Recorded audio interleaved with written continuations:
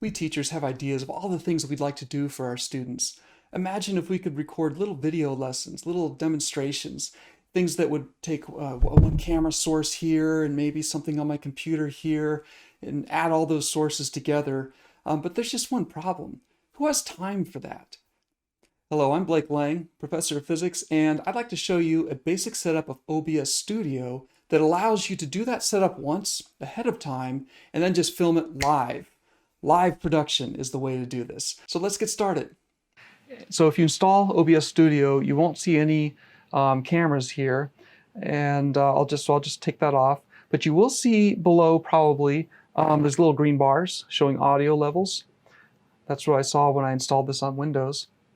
But I didn't see it when I set up the second profile here. So if you don't see that, and if you haven't run through an auto configuration wizard, first go up to Tools, Auto Configuration Wizard, and select the second option. It should run you through this when you install it. Now if you don't see I recommend full HD resolution. Now if you don't see the green bars as you talk, you need to add an audio input capture. Just the default is fine. There, I can see it now. Now let's select the gear icon, filters, plus add a noise suppression filter. The default options are great. They reduce the noise of the air conditioning. It's really wonderful. Let's add a video by going to Sources, add plus, and find Video Capture Device. Click on that. I'm going to name it StreamCam because that's the name of my webcam, and then I'll go find it. There it is. Now the name keeps changing. Sometimes I have to reselect it. There I am. Okay, there is my source. I'm going to add another webcam. It'll be the built-in webcam. Sometimes I don't have my StreamCam with me, and that's called FaceTime on my computer. There I am. Okay, and now I can change which one is on top by pressing the up arrow, bottom arrow. I'm going to put my built-in webcam on the bottom. So by default, it will default to that if I don't have my webcam plugged in. I can show or hide by clicking on those eye icons.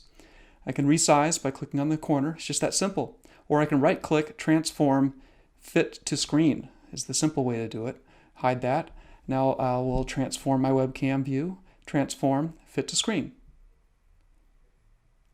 Oh, I was selecting the wrong thing. Now I'm going to actually select my StreamCam and transform that. There we go. Okay, so that is the teacher view. I'm going to name it Teacher View. That's the scene that I'm going to actually recycle. I'm going to nest this scene in my future scenes, as you'll see. But I'm going to make a new scene here. So I will call it Computer. It will be my computer plus me. And it doesn't have any sources right now, so I need to add my audio input capture again, but I already have one, so I'm going to add existing. Okay, now I need to add the teacher. How am I going to do that? I'm going to add the teacher scene. I can nest that right there, so I'm going to make it down in the corner. And if I go back to the teacher scene and change those settings, it will show up here in Computer. That's the magic of scene nesting. Now I'm using the Option button while I drag to crop here. I can't remember what the shortcut is for Windows, but there is one. I'm going to add another source. This time I'm going to add a window capture. And we often show something on an internet browser, so I'm going to make it my internet browser window. So I'll go find that internet browser. I'm using Safari. And then I'll click OK. There it is, but it's on top of my teacher scene. There I am. Now I'm going to point towards something on the screen, but it's backwards. Okay, I need to mirror it, so I'm going to click on Transform and flip horizontal. Now when I point towards the computer, students see me pointing towards the computer screen. It's helpful to see myself as I'm looking in a mirror in this case. I'm going to also add a window capture just to show everything on my computer. So I'm just calling it my laptop screen. Now my laptop is connected to two monitor. My laptop is connected to an external monitor, so I can select between my external monitor or my laptop screen. I'm going to leave it on my laptop screen. There it is. Now it's on top, so I can change the ordering. Now I should have clicked transform because my laptop screen is zoomed in right now. I need to add another scene. I'm going to duplicate this and call it tablet.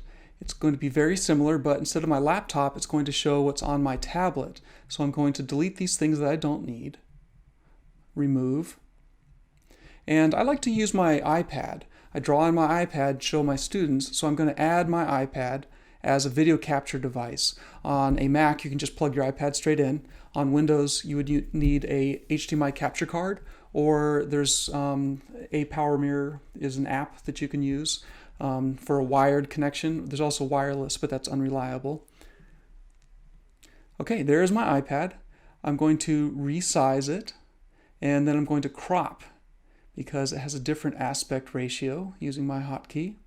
Wireless connections just don't necessarily work on a corporate network or a school network. Try it before you use it. I prefer a wired connection. Now, if I point towards the iPad, students see me pointing towards the iPad, so that's good. I'm going to duplicate this scene again and make a demonstration scene. I often do demonstrations in class where I need multiple camera angles. So again, I will delete the things that I don't need, remove. And I'm going to add some new things. I'm going to add some new cameras that I haven't added before. But first I'm going to add a window capture. I use a computer program to do my measurements called Pasco. So I'm going to add a window capture for that window. People also use this to add PowerPoint as a window capture. There it is. I'm putting my teacher view up there, and I'm going to add some additional cameras. So I like to use my iPhone as a camera, actually, using the Webcam app. So I'm going to find that Webcam, and there's what my iPhone is seeing. I can pick it up and move it around. It's a very portable little camera.